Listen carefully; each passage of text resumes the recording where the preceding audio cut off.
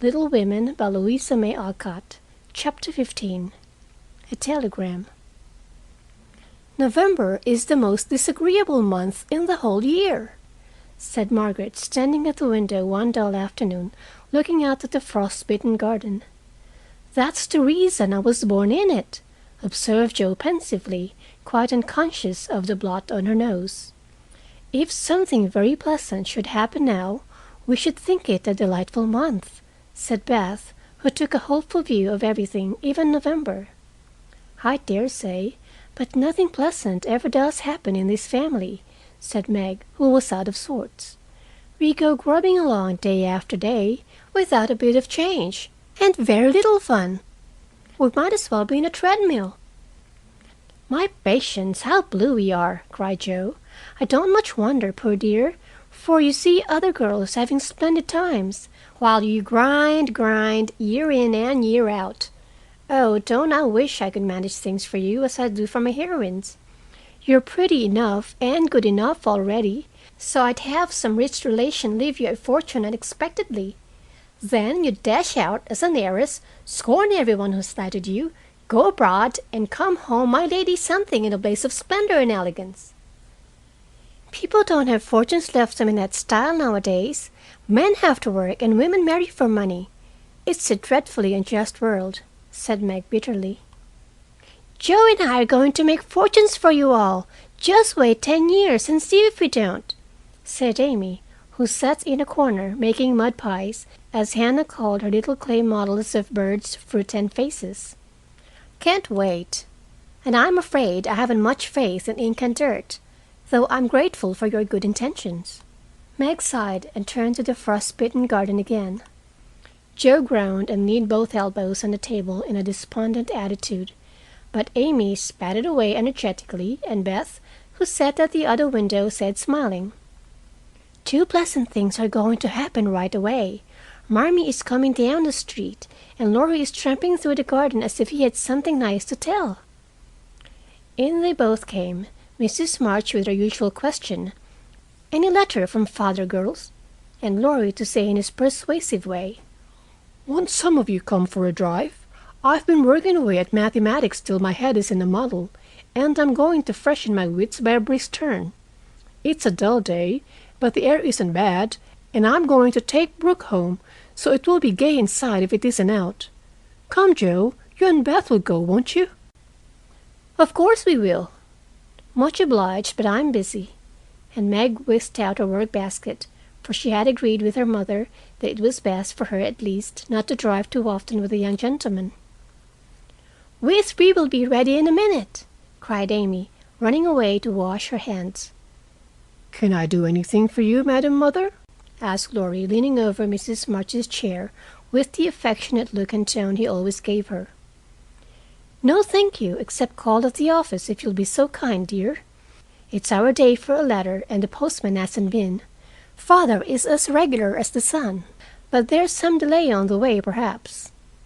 A sharp ring interrupted her, and a minute after Hanny came in with the letter. "It's one of them horrid telegraph things, Mom," she said, handing it as if she was afraid it would explode and do some damage.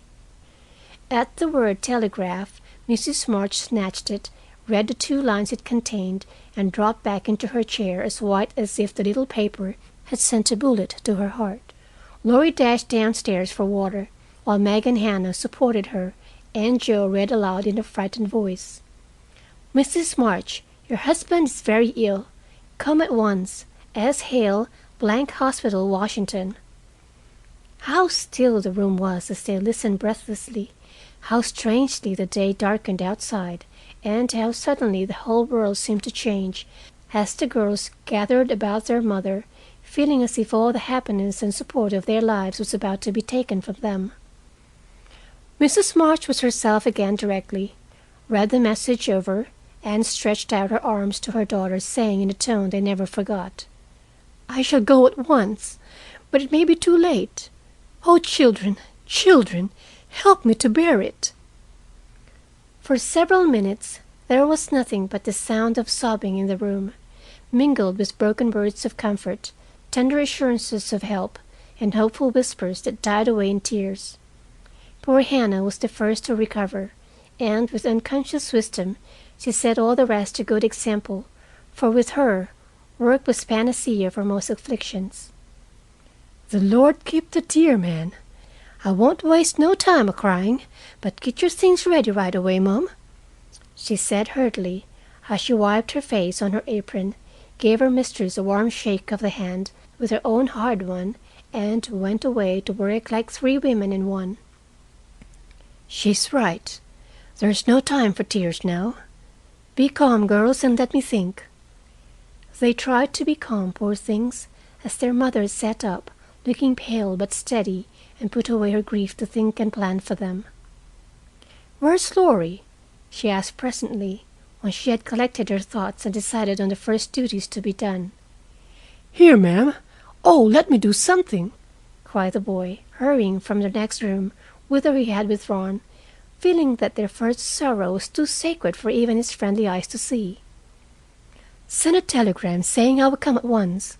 The next train goes early in the morning. I'll take that." "What else? Your horses are ready. I can go anywhere, do anything," he said, looking ready to fly to the ends of the earth. "Leave a note at Aunt March's.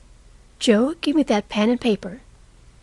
Tearing off the blank side of one of her newly copied pages, Jo drew the table before her mother, well knowing that money for the long sad journey must be borrowed, and feeling as if she could do anything to add a little to the sum for her father. "Now go, dear, but don't kill yourself driving at a desperate pace. There is no need of that." Mrs. March's warning was evidently thrown away, for 5 minutes later Laurie tore by the window on his own fleet horse, riding as if for his life. "Joe, run to the rooms and tell Mrs. King that I can't come. On the way, get these things. I'll put them down. They'll be needed, and I must go prepared for nursing. Hospital stores are not always good. Beth, go and ask Mr. Lawrence for a couple of bottles of old wine. I'm not too proud to beg for father. He shall have the best of everything. Amy, tell Hannah to get down the black trunk, and Meg, come and help me find my things, for I'm half bewildered." Writing, thinking, and directing all at once might well bewilder the poor lady, and Meg begged her to sit quietly in her room for a little while and let them work. Everyone scattered like leaves before a gust of wind, and the quiet, happy household was broken up as suddenly as if the paper had been an evil spell. Mr. Lawrence came hurrying back with Beth, bringing every comfort the kind old gentleman could think of for the invalid, and friendliest promises of protection for the girls during the mother's absence, which comforted her very much. There was nothing he didn't offer, from his own dressing gown to himself as escort, but the last was impossible. Mrs. March would not hear of the old gentleman's undertaking the long journey, yet an expression of relief was visible when he spoke of it, for anxiety ill fits one for traveling. He saw the look, knit his heavy eyebrows, rubbed his hands, and marched abruptly away, saying he'd be back directly. No one had time to think of him again, till as Meg ran through the entry, with a pair of rubbers in one hand and a cup of tea in the other, she came suddenly upon Mr. Brooke. "I'm very sorry to hear this, Miss March," he said in the kind, quiet tone which sounded very pleasantly to her perturbed spirit. "I came to offer myself as escort to your mother. Mr. Lawrence has commissions for me in Washington, and it will give me real satisfaction to be of service to her there." Down dropped the rubbers, and the tea was very near following, as Meg put out her hand, with a face so full of gratitude that Mr. Brooke would have felt repaid for a much greater sacrifice than the trifling one of time and comfort which he was about to take. "How kind you all are! Mother will accept, I'm sure, and it will be such a relief to know that she has someone to take care of her. Thank you, very, very much." Meg spoke earnestly, and forgot herself entirely, till something in the brown eyes looking down at her made her remember the cooling tea, and led the way into the parlor, saying she would call her mother. Everything was arranged by the time Laurie returned with a note from Aunt March, enclosing the desired sum, and a few lines repeating what she had often said before, that she had always told them it was absurd for March to go into the army, always predicted that no good would come of it, and she hoped they would take her advice the next time. Mrs. March put the note in the fire, the money in her purse, and went on with the preparations, with her lips folded tightly in a way which Joe would have understood if she had been there. The short afternoon wore away. All other errands were done, and Meg and her mother busy at some necessary needlework, while Beth and Amy got tea, and Hannah finished her ironing with what she called a slap and a bang, but still Joe did not come. They began to get anxious, and Laurie went off to find her, for no one knew what freak Joe might take into her head. He missed her, however, and she came walking in with a very queer expression of countenance, for there was a mixture of fun and fear, satisfaction and regret in it, which puzzled the family as much as did the roll of bills she laid before her mother, saying with a little choke in her voice, "That's my contribution toward making father comfortable and bringing him home." "My dear, where did you get it?" $25. Joe, I hope you haven't done anything rash." "No, it's mine, honestly. I didn't beg, borrow, or steal it. I earned it. And I don't think you'll blame me, for I only sold what was my own." As she spoke, Joe took off her bonnet, and a general outcry arose, for all her abundant hair was cut short. "Your hair! Your beautiful hair! Oh, Joe, how could you? You're one beauty. My dear girl, there was no need of this." "She doesn't look like my Joe anymore, but I love her dearly for it," as everyone exclaimed, and Beth hugged the cropped head tenderly. Joe assumed an indifferent air, which did not deceive anyone a particle, and said, rumpling up the brown bush and trying to look as if she liked it, "It doesn't affect the fate of the nation, so don't wail, Beth. It will be good for my vanity. I was getting too proud of my wig. It will do my brains good to have that mop taken off.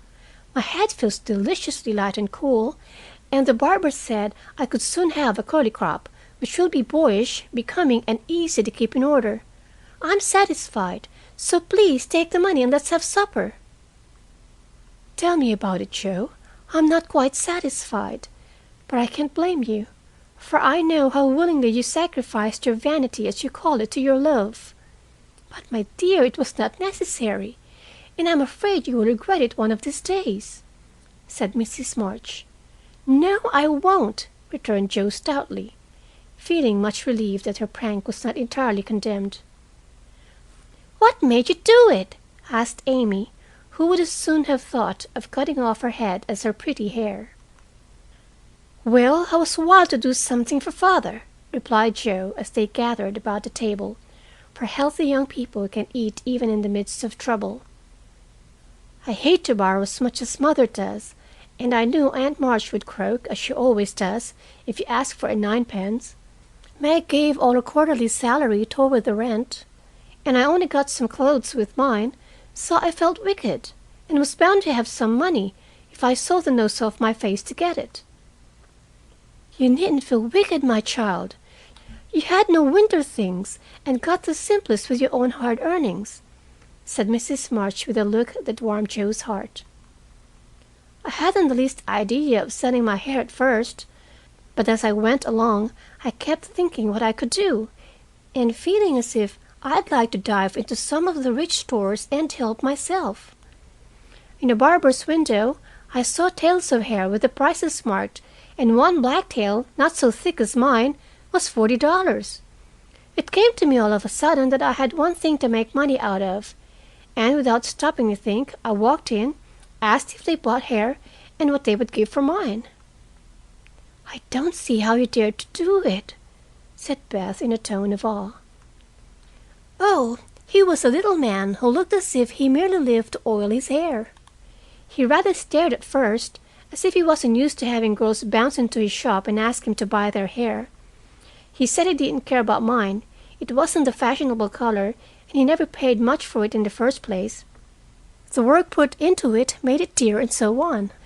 It was getting late, and I was afraid if it wasn't done right away that I shouldn't have done it at all. And you know when I start to do a thing, I hate to give it up.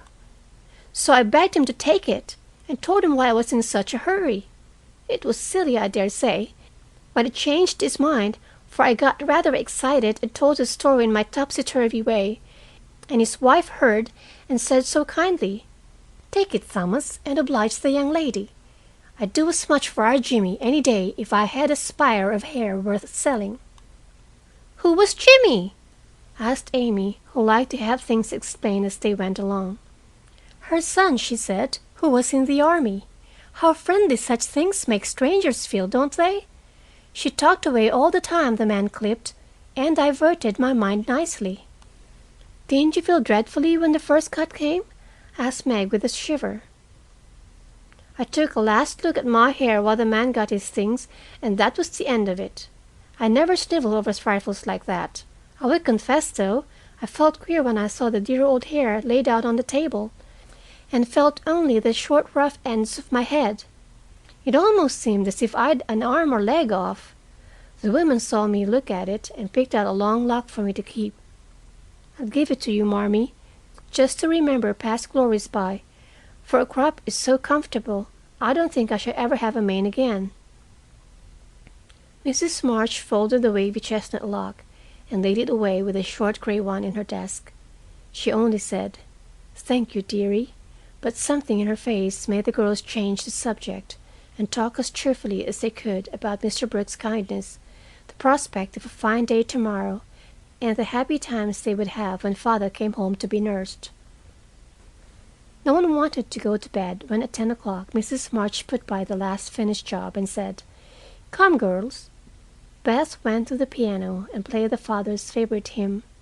All began bravely, but broke down one by one till Beth was left alone, singing with all her heart, for to her music was always a sweet consoler. "Go to bed and don't talk, for we must be up early and shall need all the sleep you can get. Good night, my darlings," said Mrs. March as the hymn ended, for no one cared to try another. They kissed her quietly and went to bed as silently as if the dear invalid lay in the next room. Beth and Amy soon fell asleep in spite of the great trouble, but Meg lay awake, thinking the most serious thoughts she had ever known in her short life. Jo lay motionless, and her sister fancied that she was asleep, till a stifled sob made her exclaim as she touched a wet cheek, "Jo, dear, what is it? Are you crying about Father?" "No, not now." "What then?" My hair," burst out poor Jo, trying vainly to smother her emotion in the pillow. It did not seem at all comical to Meg, who kissed and caressed the afflicted heroine in the tenderest manner. "I'm not sorry," protested Jo with a choke. "I'd do it again tomorrow if I could. It's only the vain part of me that goes and cries in this silly way. Don't tell anyone. It's all over now. I thought you were asleep, so I just made a little private moan for my one beauty. How came you to be awake?" "I can't sleep. I'm so anxious," said Meg. "Think about something pleasant and you'll soon drop off." I tried, but felt wider awake than ever. "What did you think of?" "Handsome faces, eyes particularly," answered Meg, smiling to herself in the dark. "What color do you like best?" "Brown, that is, sometimes. Blue are lovely." Jo laughed, and Meg sharply ordered her not to talk, then amiably promised to make her hair curl, and fell asleep to dream of living in her castle in the air. The clocks were striking midnight, and the rooms were very still, as the figure glided quietly from bed to bed, smoothing a coverlet here, settling a pillow there, and pausing to look long and tenderly at each unconscious face, to kiss each with lips that mutely blessed, and to pray the fervent prayers which only mothers utter. As she lifted the curtain to look out into the dreary night, the moon broke suddenly from behind the clouds and shone upon her like a bright, benignant face, which seemed to whisper in the silence, "Be comforted, dear soul, there's always light behind the clouds." End of chapter 15. Recording by Winna Hathaway in Fayetteville, North Carolina.